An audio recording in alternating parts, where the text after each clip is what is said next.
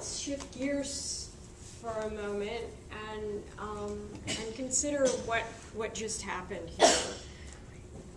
What are some of the things you noticed about the discussion, either things that you all did or that Emily did? How did it work? Yeah. Each time someone said something, she restated it, every single time. Okay. She summarized it to a certain extent, what someone had said. Okay, so as opposed to repeating it, she found different words, she restated it, she paraphrased it. But without giving away too much. She was very, it seemed like she chose her words carefully. Without giving away too much. Without suggesting something that wasn't said. She made no suggestions. Okay. She really just restated it in a different way. So she attempted to represent the comment without adding anything to it. She remained neutral.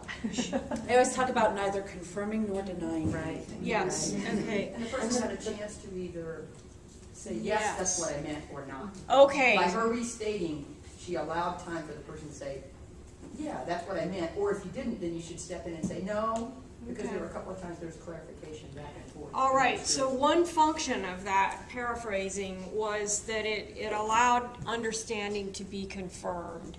And if she did not, in fact, represent the idea correctly, there was an open sense that someone could come back and say, that's not quite what I meant. Yeah. Okay, other functions of paraphrasing before we go on to other things. What other purpose might that serve in a learning conversation? Well, it reinforces. Affirmation and participation. Okay, so affirmation, it feels good to have your idea be listened to that carefully, that someone could put it in their own words. And you said, I'm sorry. I said it reinforces vocabulary. Okay, so you get to hear the idea restated perhaps in different word order, syntax, different vocabulary. So there is a chance for Emily as the teacher to even supply a word that the student might not have had. There's also a chance to put the thought in a sort of, as you said, a more concise package or whatever, because when it's originally made, the person's sort of thinking out loud, and it might kind of tumble out in a disorderly way, but it's a chance to repackage that without correcting.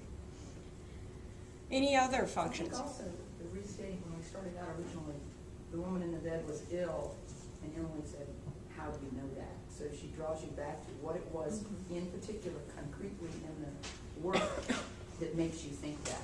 Not right or wrong, but just why do you think that? He's the boy, or he's the brother, or he's the son. Why do you think that? And there was never, she never said what he was.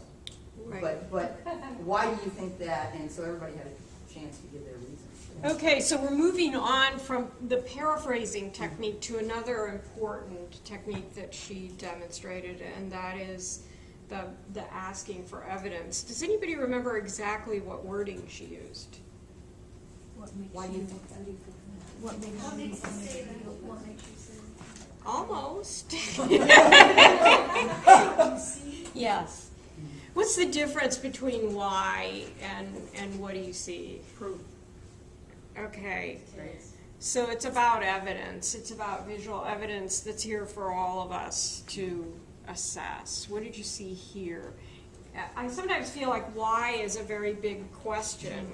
It could be about, why could be, that I got up on the wrong side of the bed this morning, or that there's some other thing. But this really allows it to be tied back in a way that we can all test to the evidence that's here.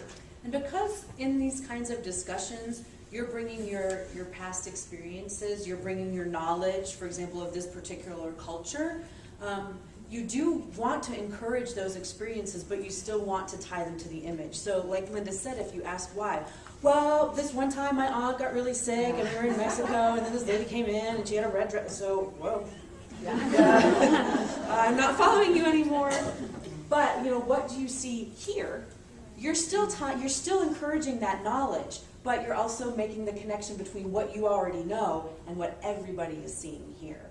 So people are able to learn from you in a very relevant, very connected sort of way, and not just hearing the story about your sick aunt in Mexico. The other thing I wanted to say about why is it sounds like we're challenging you. Why did you say that? And not that what you said wasn't valid. And that I think that word "why" sounds like we're conflicted by what you said. And I think that's an important I distinction. agree. I think in tone, Right. the way we try to word that, what did you see that made you say that question is more in the line of, that's very interesting. Can you walk me through how you came to that?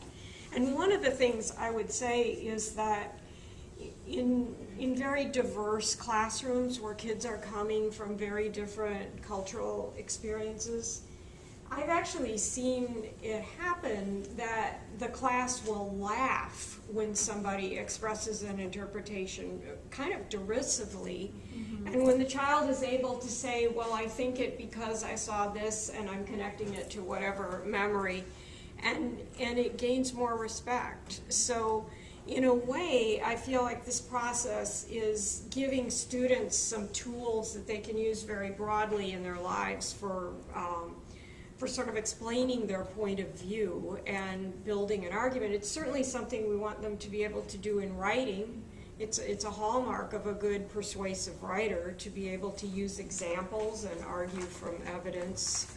And it's a very important part of critical thinking, just how we use different pieces of evidence and information and string those together to build a hypothesis of some kind.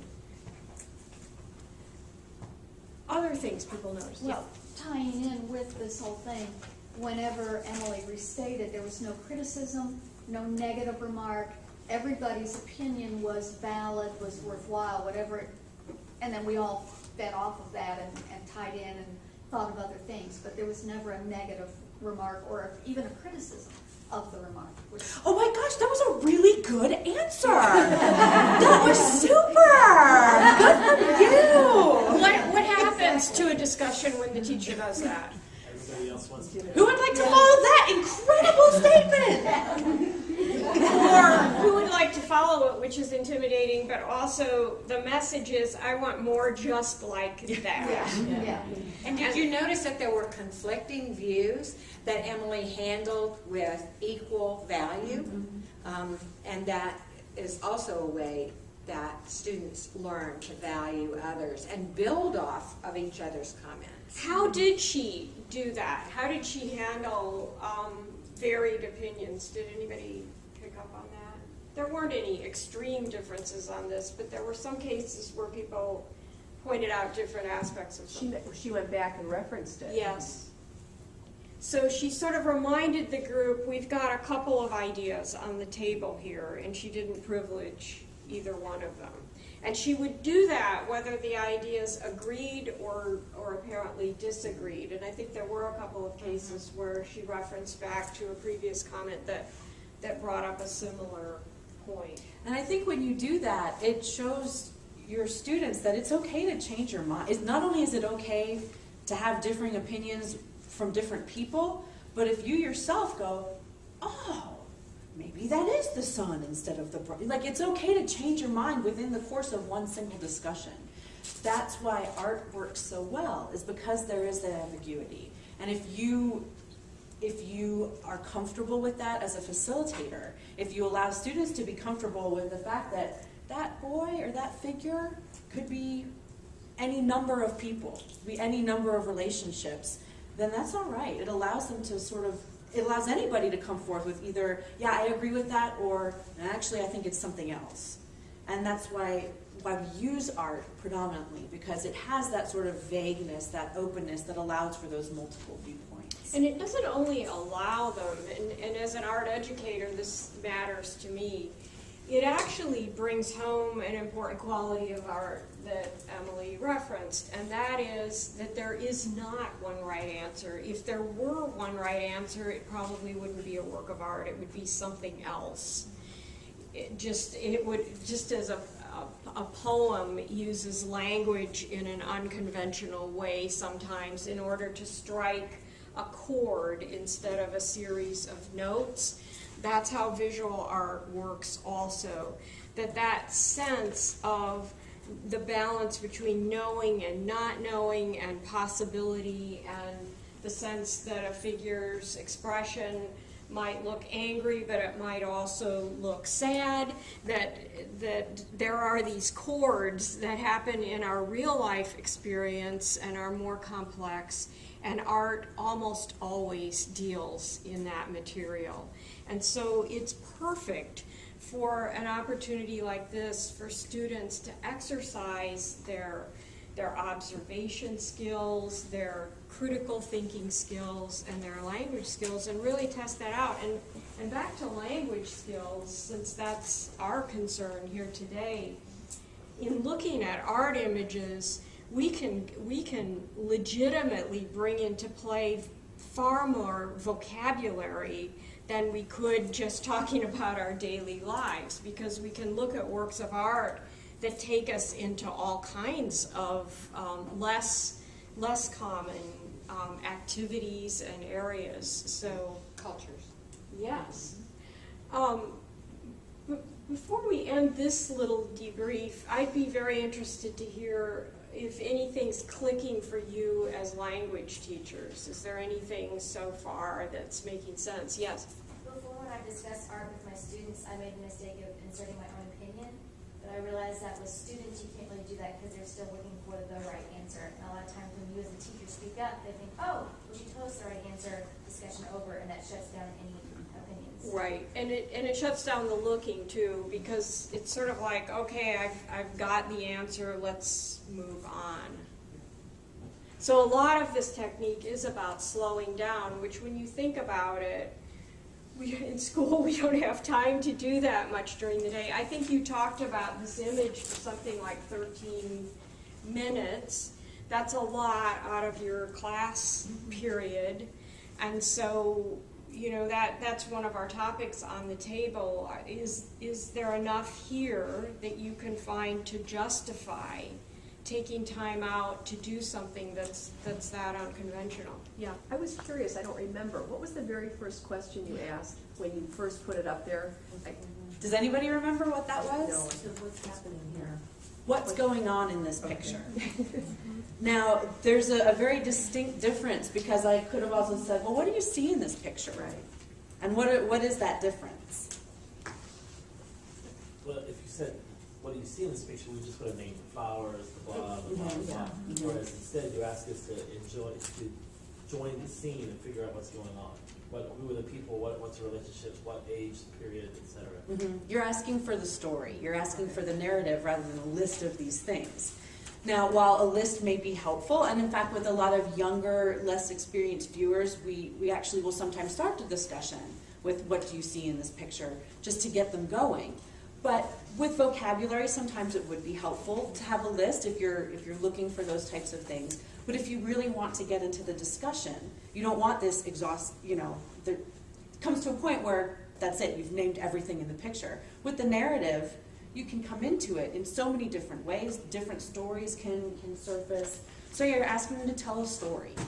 That's certainly true, but I want to point out that the question, what's going on here, or what's going on in this picture, is also broad enough that if someone is, for example, a very experienced art viewer and wants to point out something about the composition or the style or whatever, that also fits. So it really kind of allows people to jump in wherever they see fit.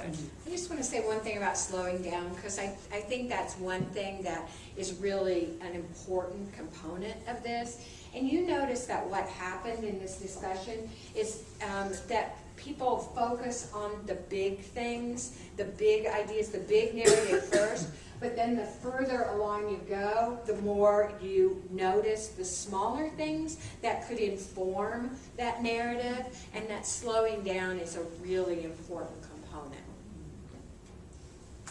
Using something like this with for a level 1 language class, you would have to start with a list. I mean, if you want to generate a list of objects, if you want to generate any kind of participation, but you could include,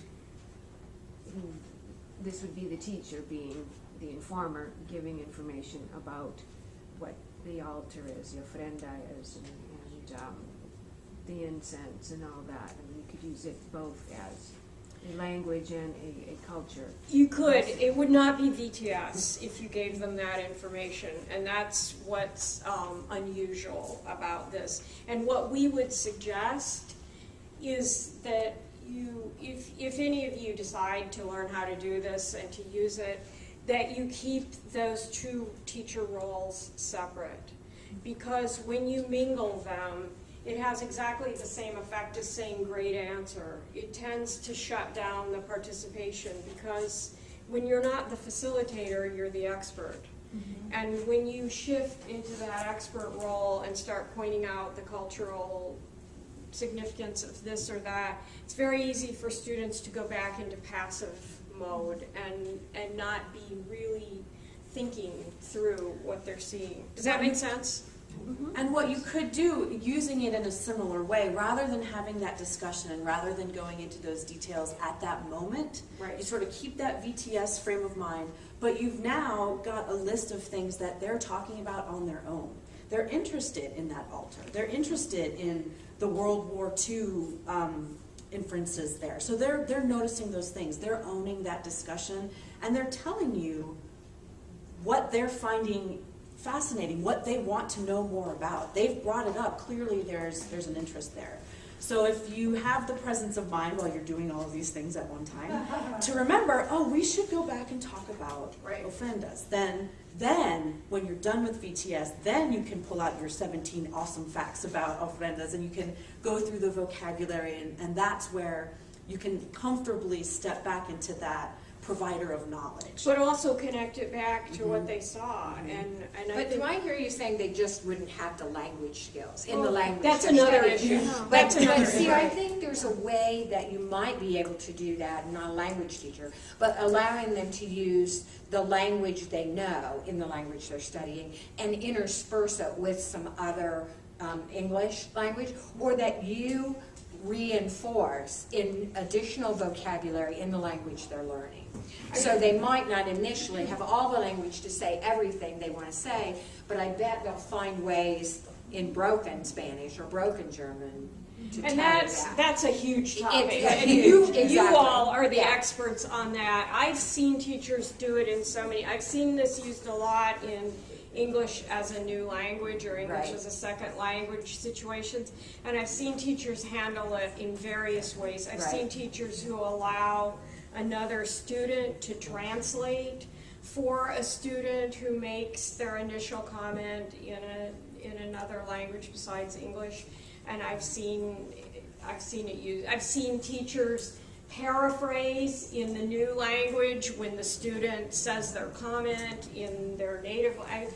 There are so many ways to approach this, but you're absolutely right that for very beginning students, to require that everything be in the new language would be very limited. Yeah. And you can just sort of set the stage before that kind of a discussion and let them know what your expectations are. And that way they don't feel like they have to conjugate every verb properly when they're talking, that it's okay if they provide you with a list, as long, if you say, I want you to use as many words as you can, then, you let them know what you want. Yes. We went pretty far without you ever asking many more questions. But if the students didn't, talk about the ofrenda or whatever, would you ask? Are there any other questions, or that's it? Can we just clarify again? We reviewed that Emily's opening question was what's going on in this picture. What other questions did she use? What do you see that makes you say that? And then there's only one more small question that she used several times.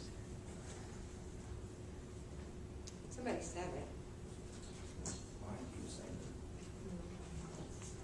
That was what do you see that makes you say that?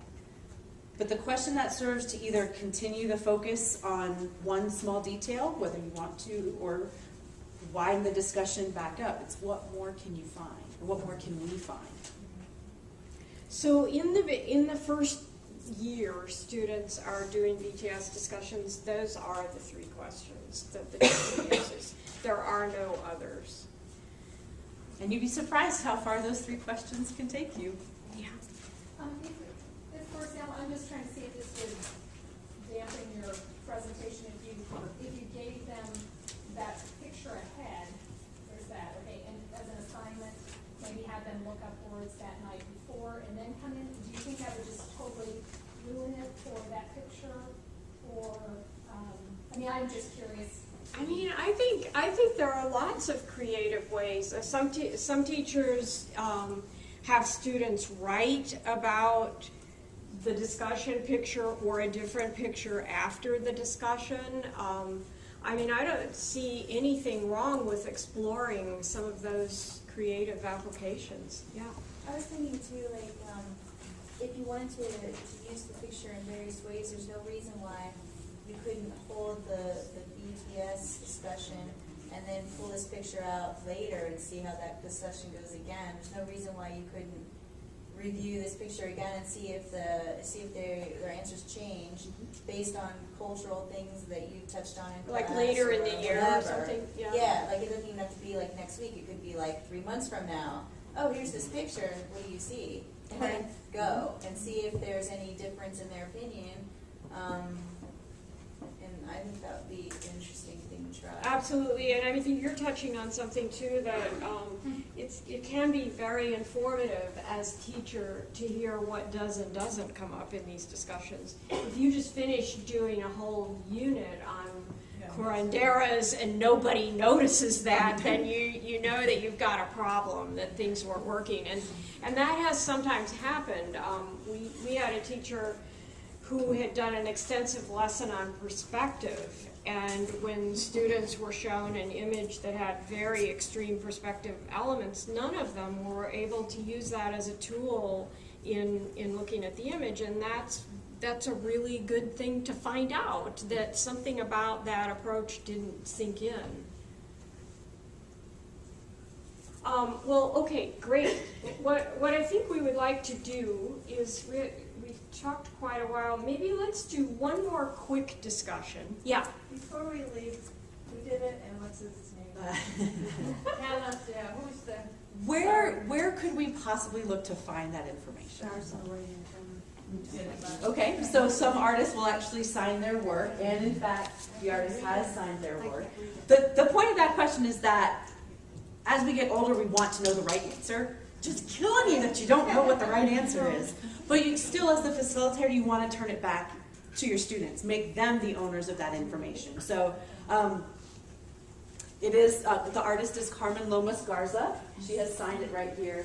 And the title of this piece is La Curandera.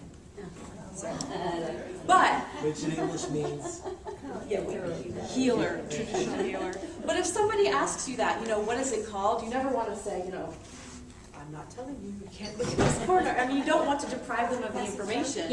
If they ask, it means they're curious. They want to know that information. They've reached a stage where it's becoming important to them. You just want to help them be the ones to find it, not to, again, sort of step out of the VTS role and become the expert and give them the answer. And it's also sort of, as an educational philosophy, instead of raining information down on students, it's giving it to them as they develop a personal need and desire.